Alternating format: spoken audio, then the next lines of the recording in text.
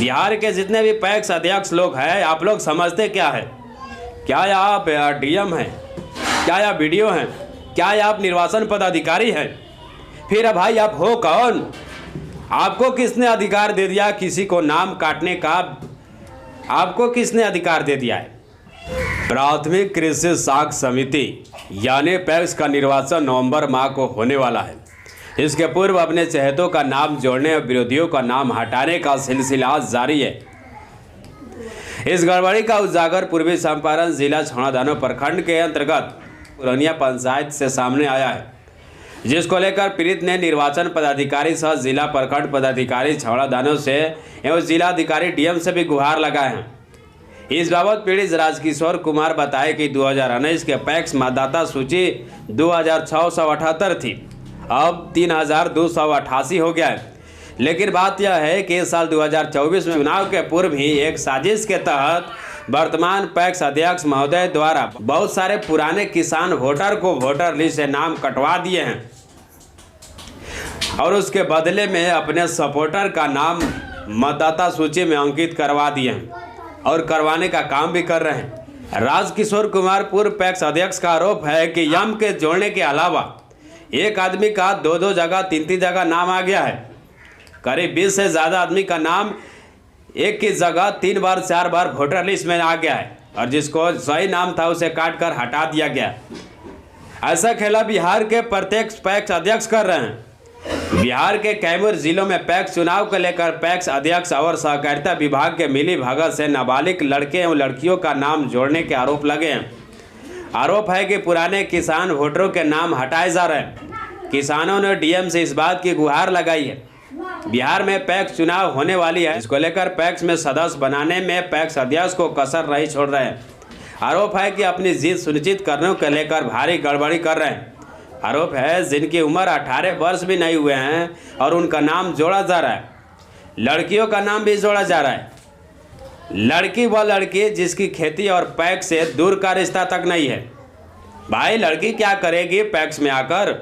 वो अभी तो नाबालिग है और लड़के नाबालिग है तो खेती नहीं करेंगे।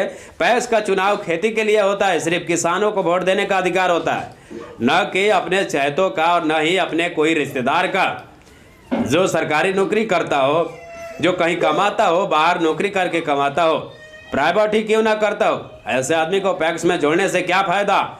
जब जोड़ना है तो अपने किसान को जोड़िए ना।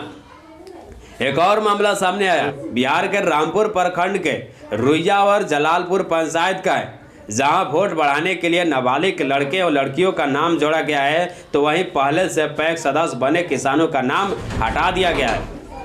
वैशाली से भी ऐसा मामला आया है। वैशाली में पैक्स चुनाव की तिथि नज़दीक आते ही मोहम्मदपुर पंचायत में मतदाता सूची में करीब 800 मतदाताओं को नाम हटाने पर ग्रामीणों में आक्रोश है। उन्होंने वीडियो से कार्रवाई करने की मांग की है। पिछले चुनाव में 2642 मतदाता थे और उसके बदले में नया 232 जोड़ दिया गया है। भाई आप लोग समझते क्या हैं? बिहार के जितने भी पैक्स अध्यक्ष लोग हैं, आप लोग समझते क्या है? क्या आप डीएम हैं? क्या आप बीडीओ हैं? क्या आप निर्वाचन पदाधिकारी हैं? फिर भाई आप हो कौन? आपको किसने अधिकार दे दिया किसी को नाम काटने का? आपको किसने अधिकार दे दिया है? किसान के वोटर लिस्ट से नाम काटने का अधिकार आपको किसने दिया है?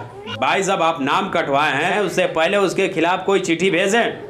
क्या उसके घर में कोई नोटिफिकेशन दिए कि भाई आपका नाम इस कारण से कट रहा है? फिर जब आप कोई नोटिफिकेशन नहीं दिए, कोई आदेश नहीं दिए, तो फिर आपको नाम काटने का अधिकार किसने दे दिया? आप सिर्फ पैक्स अध्यक्ष हो। पैक्स अध्यक्ष का काम होता है पंचायत में किसाने के ज़रूरत की पूरी करो। जो ज़रूरत की सामान हो, किसान रिलेटेड, खेती रिलेटेड सामान हो, उसको पूरा करो। लेकिन चुनाव के लिए ऐसा आप लोग क्यों कर रहे हैं? भाई आप लोग समझते क्या है? यह राजतंत्र थोड़ी है।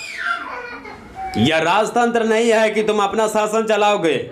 यह लोकतंत्र है। बाबा साहेब भीमराव अम्बेडकर के इस देश में संविधान लागू है। उनके संविधान के बदौलत तुम लोग ऐसा नहीं कर सकते। ज़रा सोच समझ के करना।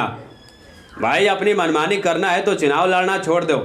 और सबसे बड़ी बात, जो पदाधिकारी लोग कुर्सी पर बैठकर सरकारी पैसों के बल पर पैसा सरकारी महीना लेकर जो पदाधिकारी या वोटर लिस्ट जोड़ने का और तोड़ने का काम कर रहे हैं, हटाने का काम कर रहे हैं, भाई आप लोग ऐसा क्यों कर रहे हैं?